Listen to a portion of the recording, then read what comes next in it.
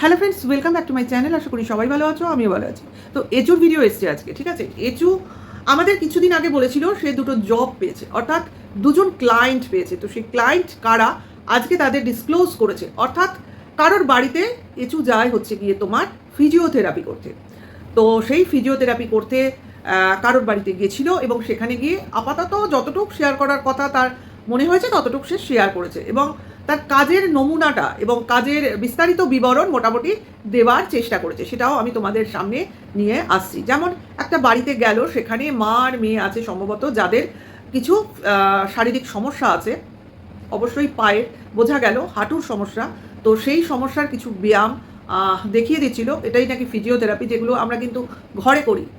মানে এক্স্যাক্টলি ওটা আমিও করি।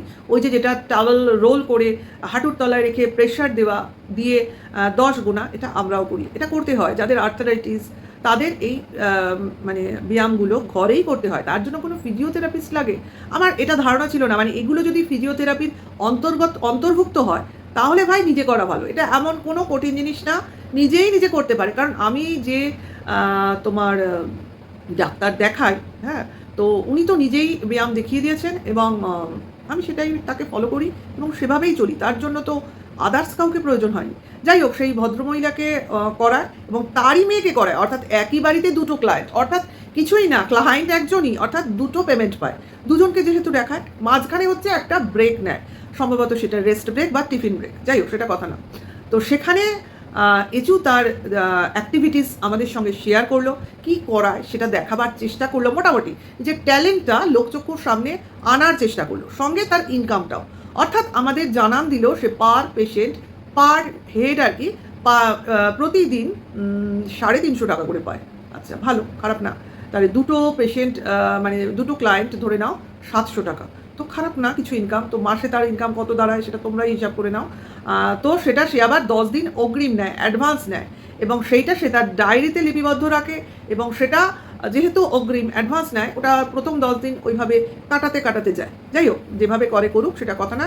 কথাটা হচ্ছে এচু এখন প্রচণ্ড খাটাখাটনি করছে, তার জন্য তার বিজি শিডিউল, এবং সেই বিজি শিডিউলের জন্য তার প্রতিদিনের ভিডিও দেওয়া সম্ভব হচ্ছে না। সেটা আমরা বুঝতে পারছি, কারণ এই যে প্রতিদিন যদি একই ফিজিওথেরাপি দেখায় এচু, তাহলে তো তার ভিডিও কে দেখবে? একদিন দেখলেও সবাই ভিড় করেছে, কিন্তু প্রতিদিন দিলে তো দেখবে না। যাই হোক, তার জন্যই এইভাবে ভিডিওজ আসছে, ডেইলি ব্লগ আসছে না।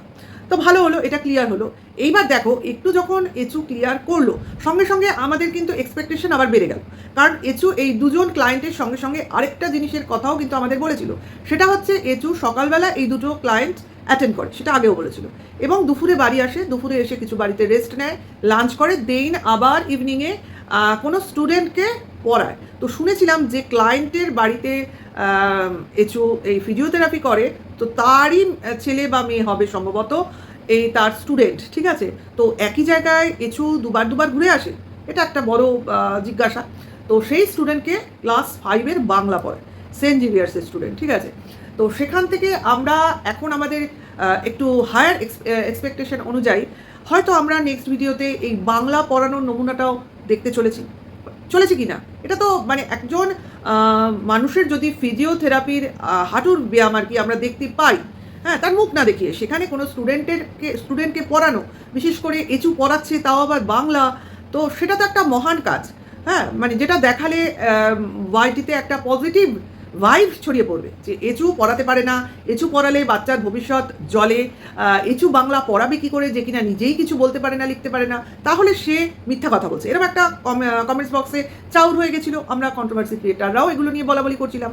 তো সেই ক্ষেত্রে এচুর দায়িত্ব এখন বর্তাই যে এই মিথটাকে ভেঙে দেওয়ার, যে যা তোমরা বলেছিলে, তো তোমাদের মুখে আগুন, আমি তোমাদের প্রমাণ স্বরূপ তুলে দিলাম যে কিভাবে বাংলা পড়াতে হয়, ঠিক আছে না। আমরাও নতুন করে শিখবো কিভাবে বাংলা পড়াতে হয়, মানে শুরু থেকে শুরু করতে হয়। যেমন কিনা আজকে বেচুর বাড়িতে দেখছিলাম, বেচুর বাবা বাচ্চাটাকে, ছেলেটাকে বানান পড়াচ্ছিল, ম রসই মই আর অয়াকারে ম আম, ঠিক আছে, পড়াচ্ছিল মানে লেখাচ্ছিল। মানে এতক্ষণে বাচ্চাটার মানে বানান সম্বন্ধে একটা ধারণা আসতে চলেছে। এতদিন তো সে অক্ষর জ্ঞান করছিল, এইবার বানানের ধারণা সে পেতে চলেছে। তো যাই হোক, যেখানে বাচ্চাটা তোমার ইংলিশে ওয়ার্ডের সঙ্গেই বেশি সাবলীল, সেখানে সে বাংলাকে একটু ভয় পায় শুনেছি, এড়িয়ে চলে, সেখানে বাংলা বানান শিখছে। তো একটু হলেও এগোবার চেষ্টা করছে। ভালো, জিনিসটা ভালো। সেখানে এইরকমই প্রচেষ্টা আমরা এচুরও দেখব না। ক্লাস 5 এর বাংলা এইরকম হবে না। মানে অয়াকার ম আর ম রস্যই হবে না, অন্য কিছু হবে। তো সেই জিনিসটা দেখার জন্য আমাদের প্রবল আগ্রহ এবং আমরা সেই আগ্রহ নিয়েই বসে আছি বলতে পারো। তো এচু তো তার ক্লায়েন্টদের যেভাবে আমাদের সঙ্গে শেয়ার করলো, ভালো। সঙ্গে তার রেগুলার রুটিন এবং ইনকাম মোটামুটি একটা ধারণা দিল। শুধু টিউশনির এখন যদি ওই ব্লগটা আসে, তার থেকে হয়তো আমরা জানবো যে একজন স্টুডেন্টকে বাংলা পড়াতে এচু ঠিক কত টাকা ধার্য করে। তাহলে বোঝা যাবে যে এচু দুবেলা করে মানে জার্নি করে বাসের টিকিট কেটে বা অটোতে পয়সা দিয়ে যেভাবেই হোক এই যে জার্নি করছে, তাতে তার লাভ হচ্ছে না লোকসান হচ্ছে। কারণ এচুর তো আর কি লাইফস্টাইলটা অনেকটা হাই না, সেখানে সে হাইফাই লাইফ লিড করে, চুলের পেছনে খরচ করে, স্কিনের পেছনে খরচ করে, জামা কাপড়ের পেছনে খরচ করে, জুতো জামা খাওয়া দাওয়া কিছু আলাদাই ব্যাপার, তাই না? তো সেক্ষেত্রে যে হাই লাইফস্টাইলটা মানে একটু তোমার হাই লেভেলের লাইফস্টাইল, সেটা যখন এচুর মতো পাবলিক লিড করতে পারে, তো সেখানে তার ইনকামটা সেরকমই হবে। তবে টাকা রোজগার করুক আর যাই করুক, এচুকে কিন্তু গরমের মধ্যে যেতে হয় এবং আপাত মস্তক উগ্রপন্থী সেজে রোদের মধ্যে বেরোয়, বুঝতে পারলাম। মানে সে আর গায়ের রংটাকে আর বেশি কালো করতে চায় না, তাই না? রোদে নষ্ট হয়ে ছাই মার্কা হয়ে যায়, তাহলে তো সেই হনুর সেই ভিডিওর এচুর মুখটা আমাদের সামনে চলে আসবে, সেই কালো কয়লা কুচকুচে কালো মুখটা। ভাবতে পারছো তো? একমাত্র এই রকম গরমের দুপুরের রোদেই ওই রকম মানে বডি কালার আসা সম্ভব। তো সেই রূপটা যাতে আর ফিরে না আসে, তো এচু এখন সেই কারণে সমস্ত চোখ মুখ ঢেকে রাস্তায় বেরোয়। সে বডি ঢাকুক আর না ঢাকুক, চোখ মুখ ঢেকে বেরোয়, এটা বুঝতে পারলাম। তো সেই কারণেই এত কিছু প্রোটেকশান, এবং প্রোটেকশানের জন্য আপাতত সে খুব মানে নিজের উপর প্রোটেকশান নিয়েই বেরোচ্ছে, প্লাস রোজগারের দিকে মন দিয়েছে। তারপরে আবার এচু নাকি কোনো এক বিজনেসের সঙ্গে যুক্ত হয়েছে, যেটার বিষয়ও আমাদের সামনে এখনও আসেনি। তাহলে খুব তাড়াতাড়ি আসতে চলবে হয়তো, কারণ সব দিকেই তো বিজনেসম্যান ওম্যানরা ভিড় করছে। তো অ্যাকচুয়ালি কে কত তাড়াতাড়ি লাভবান হয়ে চলে, অর্থাৎ কে কত তাড়াতাড়ি কন্টেস্টে নেমে প্রতিযোগিতায় নেমে এগিয়ে যেতে পারে সবার আগে, সেটাই দেখার। এখন এচু এগোবে না বেচু এগোবে, এচু বেচু একসঙ্গে এগোবে, সে তো ভবিষ্যৎ বলে দেবে। ওদিকে তো ঢ্যাঁড়স বারবার বলে যাচ্ছে যে আমাদের বেচু এচুর সঙ্গে কোথাও না কোথাও সম্পর্কিত হয়ে রয়েছে, এবং এই যে বেচু কোথাও ডিভোর্স নিতে চাইছে না বা ডিভোর্স দিতে চাইছে না, তার কারণ একমাত্র হচ্ছে এই এচু। এইবার তোমাদের মনে হতেই পারে কেন? কারণ ঢ্যাঁড়সের মতে যে যদি বেচু টিনুকে ডিভোর্স দিয়ে দেয়, তাহলেই সবাই মুক্ত হয়ে গেল। তখন এই বেচুর উপর চাপ আসবে এচুর তরফ থেকে, যে এইবার তার এচুর মুখ দেখাতে হবে ভিডিওতে, অর্থাৎ এরা কাপল হিসেবে ভিডিওয় চলে আসবে সবার সামনে। দেন তখন কি হবে? এচুর যে এই ভাবমূর্তি, একটা ভালো মানুষের ভাবমূর্তি, তখন তার ভিউয়ার্সদের সামনে বলতে পারো একদম চূর্ণ বিচূর্ণ হয়ে যাবে। তখন এই যে বেচু বলছে যে আমার ভিউজ চাই না, আমার ইউটিউবে থাকার ইচ্ছে নেই, চ্যানেল থাকলো কি থাকলো না সেটা নিয়ে চিন্তাভাবনা করছি না, এই যে বলা কওয়া, এটা যে পুরোপুরি ফেক, অর্থাৎ ভেকদারি বেচু কথা, সেটা ঢ্যাঁড়সের মতে। ঢ্যাঁড়স বলছে আসলে বেচু ইউটিউবের প্রতি এতটাই টান যে বেচু এই ইউটিউব ছাড়া বাঁচতে পারবে না। মানে ইউটিউবের ইনকামটা যেরকম অনায়াস এসে যায়, সেটার প্রতি যে একটা নেশা, সেটা বেচু কখনো ছাড়তে পারবে না। কিন্তু যদি বেচু এই ডিভোর্স দেওয়ার পর এচুকে তার ভিডিওতে বা চ্যানেলে দেখাতে শুরু করে, কারণ যদি বেচু নয় তখন এচুর জন্য বেচুকে দেখাতেই হবে, তখন কি হবে? তার যা ভিউজ এখন রয়েছে সেটা আরও অর্ধেক হতে হতে একসময় নষ্ট হয়ে যাবে, অর্থাৎ এই ভয়টা বেচুর মধ্যে কাজ করছে। তো সেই কারণে বেচু এখনও মনে করে যে যা ইনকাম তার জীবনে হয়েছে এই চ্যানেলের হাত ধরে, সেটা শুধুমাত্র তার পুরনো বউ, এখনও যে লিগালি ওয়াইফ আছে, অর্থাৎ টিনুকে ছাড়া সম্ভব নয়। তো সেই কারণেই বেচু এখনও টিনুর নাম করে টিনুর সঙ্গে থেকেই তার চ্যানেলের ইনকাম করতে চায়, যতক্ষণ না তার এই সাইডে যে বিজনেসটা শুরু করতে সে চলেছে সেই বিজনেসটা ভালোভাবে রান করে, ততদিন অবধি বেচু কোনো রিস্ক নিতে চায় না তার চ্যানেল নিয়ে। কারণ সাইডে এই চ্যানেলের ইনকামটা না থাকলে তার কিছুতেই সে বিজনেসে মানে বিজনেস করতে পারবে না।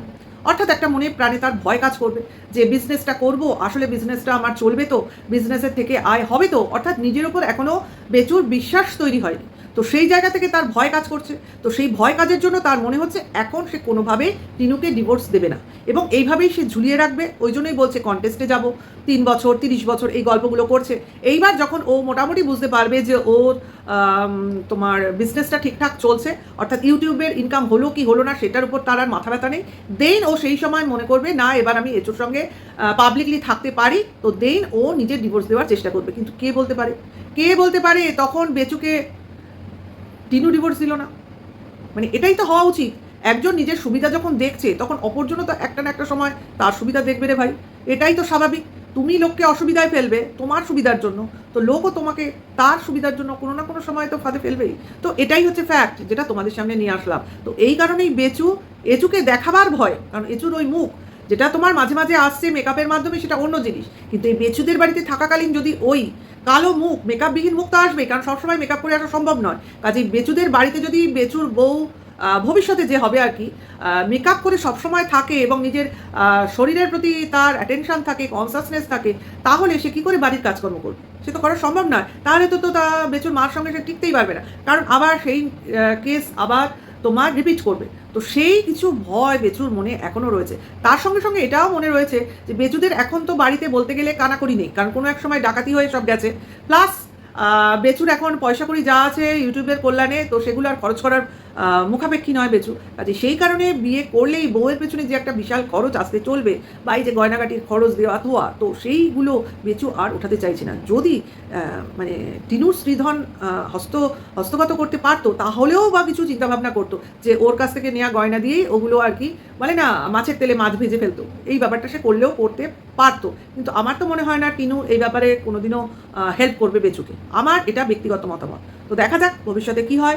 এই জন্যই আমি সবসময় বলি আমরা জানি না সামনের দিনে কি ওয়েট করছে আমাদের জন্য। তো প্রতিটা দিনই ভাইটাল এবং প্রতিটা দিনই কিছু না কিছু আমাদের সামনে তথ্য হিসেবে চলে আসছে, এবং বেচুর ভান্ডা ফুটতে ঢ্যাঁড়স কিন্তু এখন প্রধান ভূমিকা নিয়েছে। তার জন্য সে অনেক কিছু বাহিনীর নামকরণ করেছে বেচুকে। অ্যাকচুয়ালি ওই নামকরণগুলো বেচুর পক্ষে একদম জাস্টিফাইড। যাই হোক, এইটুকুই বললাম। তবে ঢ্যাঁড়স নিজেকে নিরপেক্ষ বলছে, যেমন বেচুকে বলছে তেমনি টিনুকেও বলছে। মানে নিজে এখন নিরপেক্ষভাবে কন্ট্রোভার্সি করতে চাইছে, তো ভালো থাকুক, তাতে কোনো অসুবিধা নেই। তুমি তোমার জাস্টিফিকেশন সামনে রেখে তোমার মতামত তুমি বলতেই পারো, সবাই এখানে স্বাধীন ক্রিয়েটার। তো সেখানে যদি তুমি ভদ্রভাবে কাউকে রোস্ট করতে পারো তো করো, সেটা তো তোমার ক্রিয়েটিভিটির মধ্যেই পড়ে। রোস্ট তুমি করতেই পারো, কিন্তু সেটার মধ্যে যেন টোটালি ভদ্রতা থাকে। সে আগে যেভাবে ঢ্যাঁড়স করতো সেটা জাস্ট আমার খুবই খারাপ লাগতো, কারণ ওই ধরনের ভাষা, ওই ধরনের অ্যাটিটিউড, ওই ধরনের অপমানজনিত কথা জাস্ট নেওয়া যেত না। সবাইকেই তুমি বলতে পারো, কিন্তু সেটার মধ্যেও কিন্তু তোমার একটা মজার ছল থাকা দরকার। তো সেটাই দরকার, যেটা কিনা এখনের অ্যাটিটিউডটা আমার ঢ্যাঁড়সের ফার বেটার লাগে। সত্যি করে বলতে কি, যারা টিনার পক্ষে আছি তাদেরও ভালো লাগে, যারা বেচুর পক্ষে আছে তাদেরও ভালো লাগে। মানে পক্ষে বিপক্ষে ব্যাপার নয়, সবারই এখন দেখছি আমি ঢ্যাঁড়সের সমস্ত কথাবার্তাই ভালো লাগে। হ্যাঁ লাগে, সেইভাবেই তো বলছে, তো এইভাবেই তো সবার মনে জায়গা করে নিতে হয়। Well done. আবার বলবো, ভালো পথে চলছো তো ভালো কাজ করলে ভালো রেজাল্ট তো পাবেই। তো এইটুকুই। আর সবাইকে বলবো ভালো থেকো, সুস্থ থেকো। কেমন লাগলো অবশ্যই জানিও। এখনকার জন্য এইটুকু, আবার দেখা হবে নেক্সট কোনো ভিডিওর সাথে। Tata, by.